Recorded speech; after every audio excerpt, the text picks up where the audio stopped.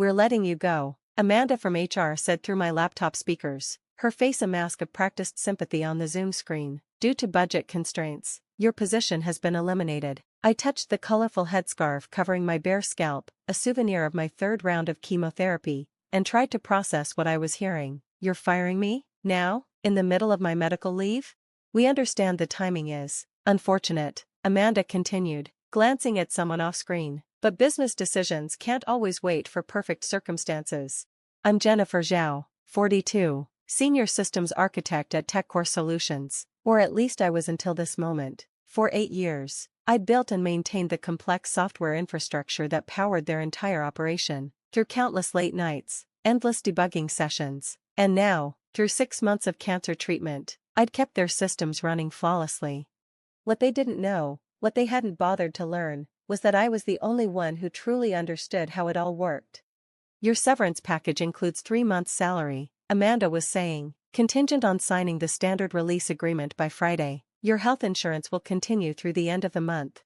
The end of the month? I glanced at my calendar. 17 days. Not even enough time to complete my current round of treatment. "I see," I said quietly. "And my projects? The system documentation?" "Trevor will take over your responsibilities," Amanda replied, referring to the junior developer they'd hired 6 months ago. "He's been reviewing your code and feels confident he can manage the transition." I almost laughed. Trevor, who had spent his entire time at TechCore building simple web forms, thought he could handle my infrastructure code? The same code that I'd purposely written in my own unique style, with cryptic variable names and complex logic that only made sense if you understood the underlying architecture? "Of course," I said instead. "Will there be a transition period? Some of those systems are quite complex." "That won't be necessary," a new voice cut in as Martin Chen, our CTO, joined the call. "We need to make this change immediately for budget reasons. Trevor has assured me he can handle it." Martin, who had joined TechCore a year ago with grand plans to modernize our technology stack, had never bothered to understand the intricate systems I'd built. He was too busy chasing the latest tech trends, dismissing my proven architecture as legacy code. "I understand," I said, keeping my voice steady despite the anger building inside me. "Will you be sending the severance agreement by email?" "Yes, within the hour," Amanda confirmed. "Again, we'll need it signed by Friday. Also, we'll need you to return your laptop." I tuned out her procedural recitation, my mind already racing ahead. 8 years of code, of carefully crafted systems, of deliberately complex architecture that only I could navigate efficiently. They had no idea what they were about to face. After the call ended, I sat in my home office for a long moment, letting the reality sink in. Through my window, I could see the spring flowers I'd planted last year. Before the diagnosis, before everything changed, I'd been so sure I'd see them bloom again, just as I'd been sure TechCore would support me through my treatment. My phone buzzed, a text from Lisa, one of the senior developers. "Just heard what happened. This is BS. You okay?" "I'm fine," I replied, just surprised they'd do this during medical leave. "Trevor's in way over his head," Lisa texted back. "He barely understands the basic systems, let alone your custom architecture." I smiled slightly. Lisa had been around long enough to know just how complex my code could be. She'd once joked that reading my infrastructure code was like trying to decipher ancient hieroglyphics without a Rosetta Stone. My laptop chimed with a new email, the severance agreement from HR. I opened it, scanning the legal language carefully. Standard non-compete clause, confidentiality agreements, and, there it was, a clause requiring me to provide reasonable assistance with any technical transitions for up to 30 days after termination. I closed the document without signing it. They wanted my help? They'd have to earn it. Opening my personal laptop, I began documenting everything I knew would break without my regular maintenance. The custom authentication system I'd built, with its deliberately obscure error handling. The data processing pipeline that required specific timing adjustments only I knew how to make. The backup systems that needed careful monitoring to prevent cascade failures. I'd built it all using best practices. Of course, I was too professional to do otherwise, but I'd also built it with my own particular style, my own shortcuts and workarounds that made perfect sense to me but would be mystifying to anyone else. It wasn't malicious, it was just my way of working efficiently, and now, it was my insurance policy. Another text from Lisa. "Trevor just called an emergency meeting. He's realizing he can't access half the admin systems. Says your documentation is incomplete." I smiled again. My documentation was complete if you knew how to read it, but like any complex system, the real knowledge wasn't in the documents. It was in the countless small decisions, the tiny adjustments, the institutional knowledge that lived only in my head. My phone rang, a number I didn't recognize. I let it go to voicemail, then another call, this time from Martin's direct line. I ignored that one too. Opening my email, I found several urgent messages. From Trevor, need admin access to core systems ASAP, documentation unclear, please advise. From Martin, call me immediately, critical systems access required. From Lisa, OMG, they can't even access the deployment pipeline. This is better than Netflix. I closed my laptop and went to make tea, something I'd learned to appreciate during my long hours of treatment. As I waited for the water to boil, I thought about the last 8 years at TechCore, the systems I'd built from scratch, the problems I'd solved, the innovations I'd created, all while being overlooked for promotions, watching younger, less experienced developers, always men, get opportunities I'd earned 10 times over. Even my cancer diagnosis hadn't earned me any loyalty. I'd worked through the fatigue, the nausea, the brain fog of chemotherapy, keeping their systems running smoothly, and this was how they repaid me. The next morning, I woke to find my phone filled with missed calls and increasingly desperate messages. Apparently, the overnight batch processing had failed spectacularly, leaving several key client systems inaccessible. Major system failures across all platforms, Lisa texted. Trevor's having a meltdown. Martin's blaming legacy code, but nobody can figure out how to fix it. I sipped my morning tea and watched the chaos unfold through the stream of messages and emails. The system wasn't actually broken, I'd built it too well for that. It was just resistant to unauthorized changes. Every attempt to force access or modify settings would trigger cascading security protocols that only I knew how to navigate. At 10 a.m., my phone rang again, this time. It was Patricia Morrison, TechCore CEO. I considered letting it go to voicemail but decided to answer. After all, she might as well know exactly who she was dealing with. Jennifer, she said when I picked up, her voice tense. We seem to have a situation with our systems. So I've heard, I replied calmly, though I'm not sure why you're calling me. I was terminated yesterday, remember? Yes, about that, Patricia said. There seems to have been a misunderstanding. We'd like to discuss bringing you back as a consultant to help with the transition. A consultant? I let the word hang in the air. What happened to budget constraints? We can be flexible when necessary, she said carefully. Name your price. I thought about the months of treatment ahead of me, the insurance coverage I was about to lose, the years of being undervalued and overlooked. My price? I said finally. Well, that's an interesting question. Tell me, Patricia, how much would it cost your company if these systems stayed down for a week, a month? How many clients would you lose? There was a long pause. What exactly are you suggesting?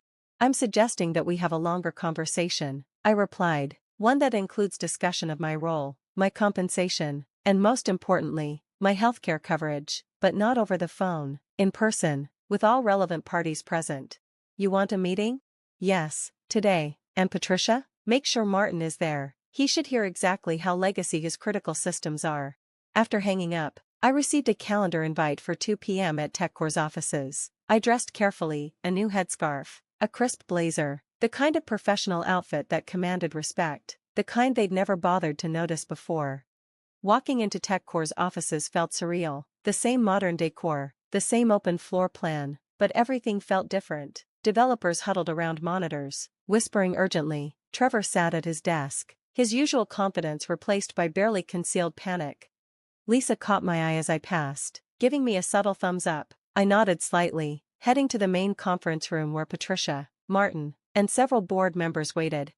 Jennifer, Patricia began as I took my seat. Thank you for coming in, we'd like to discuss Dash. Before we start, I interrupted, placing my laptop on the table. Let me show you exactly what you're dealing with. For the next 30 minutes, I walked them through their own systems, the intricate architecture, the custom solutions, the carefully crafted code that kept everything running smoothly. I showed them the dependencies they didn't know existed, the potential failure points only I knew how to manage, the complex dance of systems that required intimate knowledge to maintain. This is unnecessarily complicated, Martin protested weakly. We should rebuild it all with modern Dash. Modern what, Martin? I cut him off. Modern frameworks that will be obsolete in 2 years? Modern cloud services that cost 10 times as much? This architecture has handled every client requirement, every scaling challenge, every security threat for 8 years. When was the last time we had a major outage? Before today, I mean? The room fell silent. Everyone knew the answer: never. My systems, complex as they were, had never failed. What do you want? Patricia asked finally. I opened my severance agreement, the one I hadn't signed. First, I want to return as Chief Technology Officer, with full authority over our technical direction. Martin can focus on innovation, under my supervision. Martin started to protest, but Patricia silenced him with a look.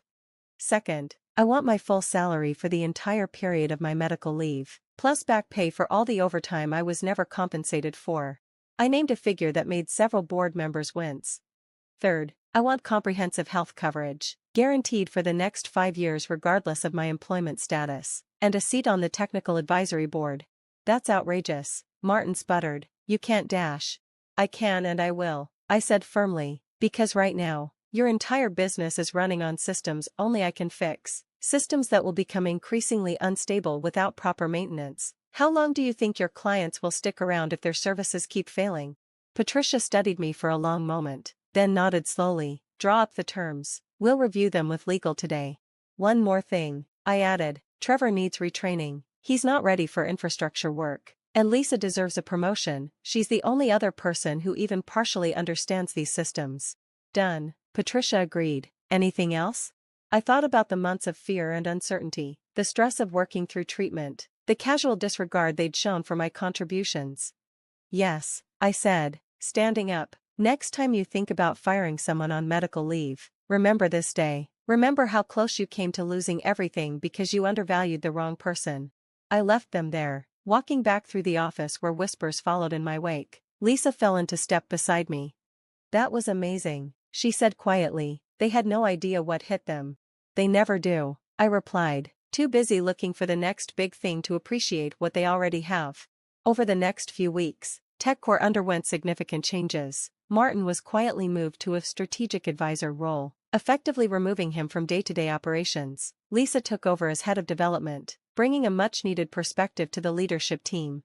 And me? I continued my treatment, this time with full corporate support. My new role as CTO came with the authority to make real changes, to build a technology department that valued expertise over buzzwords, experience over empty promises.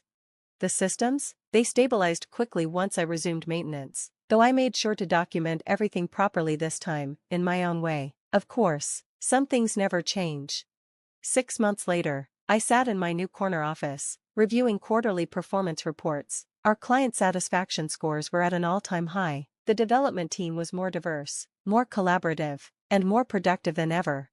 My phone buzzed, a message from my oncologist: latest scans clear, treatment working, keep fighting. I smiled, touching the silk scarf that now felt more like a badge of honor than a necessity. Sometimes the worst moments in life lead to the best opportunities. Sometimes it takes losing everything to show others exactly what you're worth. A knock at my door interrupted my thoughts. Trevor stood there, looking significantly more humble than he had 6 months ago. Ms. Zhao, I've been reviewing the authentication system documentation, and I have some questions. Come in, Trevor, I said, gesturing to a chair. Let me teach you how to read between the lines. As I began explaining the intricacies of my code, I thought about how different things were now. Not just the title or the office or the authority, but the respect, the understanding that sometimes the most valuable things are the ones you can't see at first glance. Like complex code that only makes sense when you understand its purpose. Like quiet strength that only shows itself when tested. Like me. The story spread through tech circles, of course, the developer who turned the tables on the company that tried to discard her, the systems architect who proved her worth by simply stepping aside, the cancer patient who refused to be a victim. But that's not why I tell it. I tell it because sometimes people need to be reminded that true value isn't always obvious, that loyalty should run both ways, and that underestimating someone can be the most expensive mistake a company can make.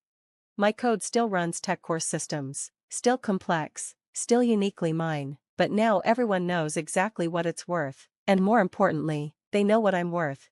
Sometimes the best revenge isn't destroying what others built, it's showing them that they never really built it at all. You did.